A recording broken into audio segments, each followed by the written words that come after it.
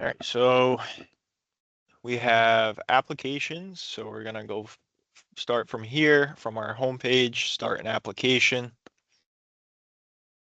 We're gonna come to this page where we'll go to the second, where we see septic on-site wastewater treatment systems, applications and forms. Then we come here. We've already completed our site evaluation and it was disclaimed. So we're coming back to do a wet season verification to try to get better results. Here we have the introduction stating that class 2, 3, or soil evaluators, class 4s are able to do this with a required fee of $100. Next, we can ensure that everything is still the same and correct. Should be all part of your account. Here we have two options. We can either look up the IA application number of the site evaluation, or if we have a legacy location or the site evaluation was done under the paper style of things, where we could add the old 8-digit permit numbers, or you could search up the application in this feature here. But in our case, I'm going to use the IA and I'm going to use 7966 and make sure we select the IA dropdown, and then we go to the next page. Here it's asking, are there wetlands on site? Yes or no. If you select yes, you have a comment box to fill in. If you select no, you just move on. Make sure you select the number of systems that you're doing this for. We have the lat and long that was auto-populated from the site evaluation. And then here we have plat information, which is if it's just assessors are recorded, I'll select recorded. Here, if you need to, you can change the owner information if you'd like, or if you need to. So we have either yes, and then you can edit all these fields in case you have a new owner, or you can select no if it's remaining the same. So we can go to the next page. Here we have our plat and lot.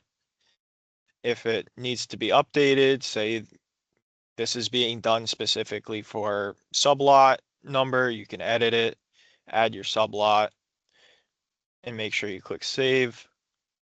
We can go to the next page as long as this is correct. And here is where we enter some basic data from the test holes, the name of the test hole. We have the depth, the impervious layer depth, and the date it was excavated. So here, test hole 1, I'll say I dug down to 120 inches and no impervious, so 120 again. And we will go back to January 1st for these purposes. So my first reading, I got 18 inches. Second reading, I got 30 inches. Third reading, I got 24. So here, it won't let you select either the day that you did the test hole or the following day, because it needs to be the first reading needs to be at a bare minimum of 2 days after the hole was excavated. So for our purposes, I'll do January 3rd.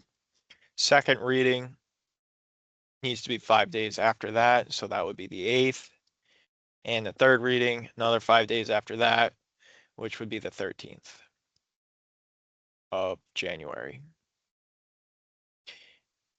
It's ever so slight, but these are grayed out the dates that you can't choose. So here, as the designer, I'm recommending that we go with 2 feet, 24 inches. So I can save that, then do my second test hole, dug to 120, impervious at 120, done on the first. Similar readings, 20 inches, 24 inches, 36. First hole. Oh. And then if you select something incorrectly or you read it the wrong day, it will tell you that it is incorrect and it must be this date or later. So I will select that. And then if I go to the next, it clears up. So then we're just going to do the 8th and the 13th. So here I would suggest 2 feet again, 0 inches, and save. Okay, so here's our test hole data. That's our wet season readings. So we'll go to the next page. If we don't have any extra holes, if you do have any extra holes, you want to do 3, 4, whatever, we can add new and just keep adding them as we need. So next page, we get to the site history.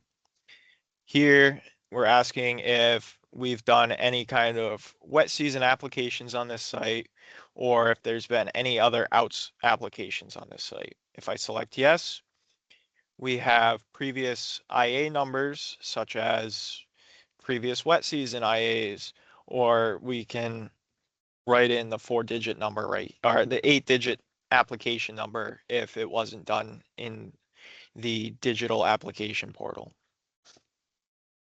But in this case, I'm going to select no. Has fill been placed on the site? If you select yes, there's this box here to fill in how much fill is on these around these test holes. For our case, I'll select no. Here we have subdrains. If we say yes, it will ask you to describe the exact location of the subdrain, including distances from test holes, and provide multiple readings if needed. This is, so if I select no and go to the next page, we will see this upload document style. If we go back and I were to select yes and state that the subdrains are 100 feet west of test hole 1 or 2, then I would go to the next page. And now we see that we have supporting documents here. So this is going to be basically asking for plans or maps with any kind of indication of where you dug the test holes versus where the subdrains are, just so our reviewers can have a little bit of a context, a visual context of where these things are. So I'm going to upload my files, which is pretty standard across the OWR application portals. So I'll just do that quickly.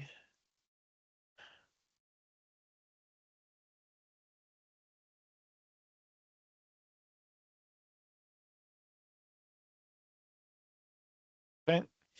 And here we can also provide the previous soil evaluation paperwork, either the application or the site evaluation portion of it. And we also include supplemental sheets with multiple readings. If you need to do more than 3 readings, you can provide it here for us. Here, I'm going to attest that this is all true and accurate to the best of my knowledge. Make sure we check and click save. Next. Here we have the option for the payments. So if you're doing work for state agencies or municipalities and it's one of their projects, you would select this. Otherwise, you would be selecting other. which would bring you to the payment page.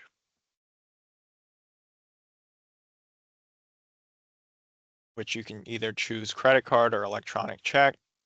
It's going to be $100 plus the 3% transaction fee for the electronic checks or 5% with the credit cards. I'm going to use electronic check. And then we're going to go into the payment portion, which is the same as any of the other payments from the portal.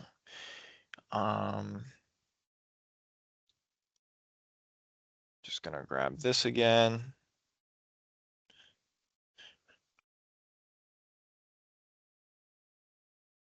And then grab this number. Oops. This number. And then add my account number. And then same as my information.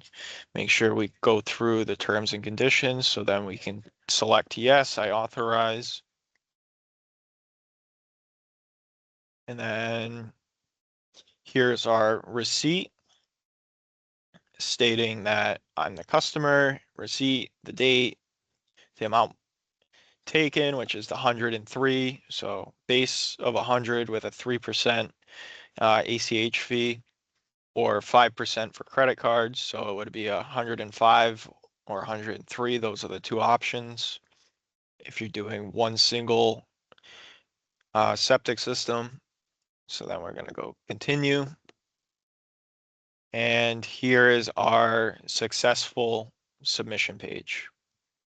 And then we can go back home, confirm that it has been submitted.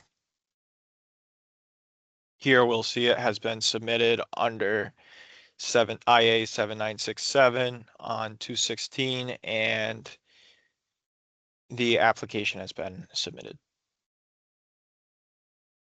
And that's it.